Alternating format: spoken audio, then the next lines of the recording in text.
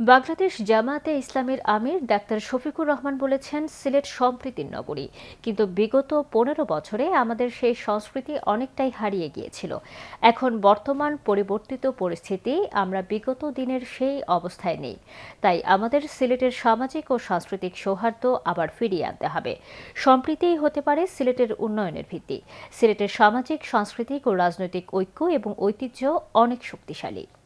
জামায়াতে ইসলামের আমির দৈনিক জালালাবাদের আয়োজনে সিলেটে কর্মরত সম্পাদক, বার্তা সম্পাদক, জাতীয় প্রিন্ট ও ইলেকট্রনিক মিডিয়ার আঞ্চলিক দায়িত্বশীলদের সাথে চা চক্র ও মতবিনিময়ে এসব কথা বলেন।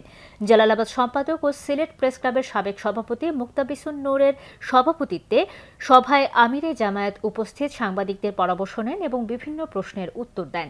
এ সময় উপস্থিত ছিলেন জামায়াতে ইসলামের কেন্দ্রীয় সহকারী সেক্রেটারি ও মিডিয়া বিভাগের প্রধান এহসানুল মাহবুব জোবায়ের, সিলেট মহানগর জামায়াতে ইসলামের আমির মোহাম্মদ ফখরুল ইসলাম, হবিগঞ্জ ৪ আসনে জামায়াত মনোনীত এমপি পদপ্রার্থী সাংবাদিক অলিউল্লাহ নোমান, জালালাবাদ সিন্ডিকেট প্রাইভেট লিমিটেডের ব্যবস্থাপনা পরিচালক অধ্যাপক আব্দুল হান্নান, দৈনিক জালালাবাদের প্রধান নির্বাহী কর্মকর্তা ড নুরুল ইসলাম বাবুল।